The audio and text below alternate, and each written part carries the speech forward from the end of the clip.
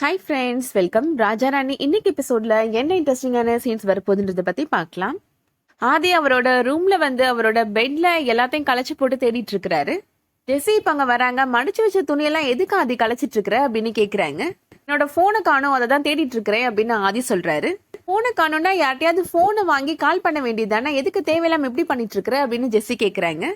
ஜெஸியோட phone எடுத்து இப்போ ஆதியோட மொபைலுக்கு கால் பண்றாங்க. அது ரிங் ஆகுது. ஆதியுமே எடுத்துக்கிறாரு.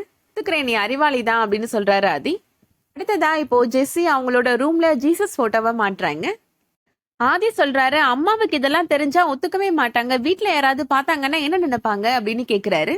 ஜெஸ்ஸி சொல்றாங்க, இந்த போட்டோவை எனக்கு கொடுத்ததே சந்தியா தான், அது போக நான் இங்க மாற்றுறது அத்தைக்குமே தெரியும், அவங்களுமே ஒண்ணுமே சொல்லல, நீ எதுக்காக ஓவரா சீனை போடுற அப்படின்னு கேக்குறாங்க. எல்லாரையும் உன் பக்கம் இழுத்துட்ட அப்படின்னு சொல்றாரு ஆதி. ஒரு முக்கியமான விஷயம் சொல்லணும் ஆதி அப்படின்னு சொல்றாங்க ஜெஸ்ஸி. இன்னும் என்ன விஷயம் சொல்லணும் சொல்லு அப்படின்னு கேக்குறாரு ஆதி. நான் ஒரு பியூட்டி பார்லர் ஆரம்பிக்கலான்னு இருக்கிறேன் அப்படின்னு சொல்றாங்க ஜெஸ்ஸி. கண்டிப்பா அம்மா இதுக்கெல்லாம் சம்மதிக்கவே மாட்டாங்க அப்படின்னு ஆதி சொல்றாரு. அதெல்லாம் அத்தை சம்மதிச்சிட்டாங்க அப்படின்னு ஜெஸ்ஸி சொல்றாங்க.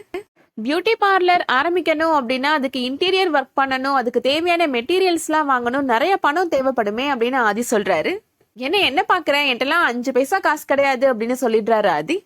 எதுவும் கேட்கலாம், அது என்கிட்ட ஒரு 50,000 ரூபாய் இருக்கு, கல்யாணத்துக்கு வந்த மொய் பணம் அப்பா என்னவே வச்சுக்க சொல்லிட்டாரு அப்படின்னு சொல்றாங்க ஜெஸ்ஸி. ஆதி சொல்றாரு, அப்ப அந்த 50,000 என்கிட்ட கொடு, அதை வச்சு நான் ஏதாவது டோக்கன் அட்வான்ஸ் மாதிரி போட்டுடுறேன், அதுக்கப்புறமா மத்த பணத்தை பத்தி யோசிச்சுக்கலாம் அப்படின்னு ஆதி சொல்றாரு.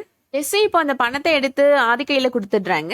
அடுத்ததா இப்போ சென்னையில நடக்கிறத காமிக்கிறாங்க. சந்தியா கூட சரவணனோட அம்மா அப்பா சரவணன் 3 பேருமே போறாங்க.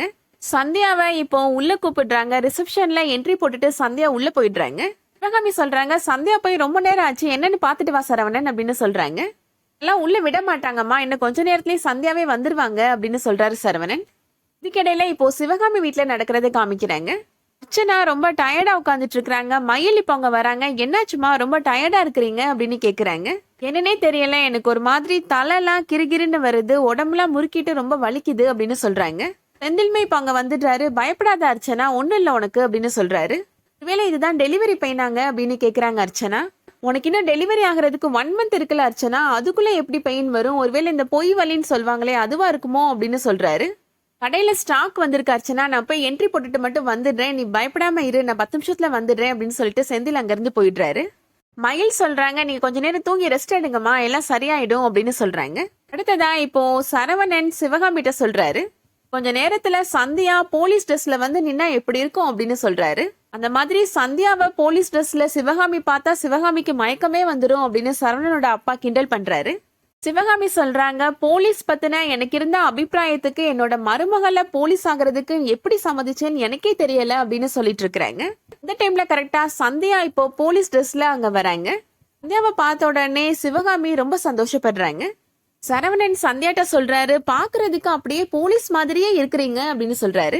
ஹலோ சார், நான் இப்ப போலீஸ் தான் அப்படின்னு சந்தியா சொல்றாங்க. உண்மையிலே போலீஸ் ட்ரெஸ் போட்டா அந்த ஒரு மிடுக்கு, அந்த ஒரு கம்பீரம் வந்துருதுல அப்படின்னு சரவணனோட அப்பா சொல்றாரு. அதோட இன்னைக்கான எபிசோட் முடியுது. இந்த வீடியோ உங்களுக்கு பிடிச்சிருந்துச்சுன்னா லைக் பண்ணிக்கோங்க. ரெகுலர் சீரியல் அப்டேட்ஸ்க்கு நம்ம சேனலை சப்ஸ்கிரைப் பண்ணிக்கோங்க. தேங்க்ஸ் ஃபார் வாட்சிங்.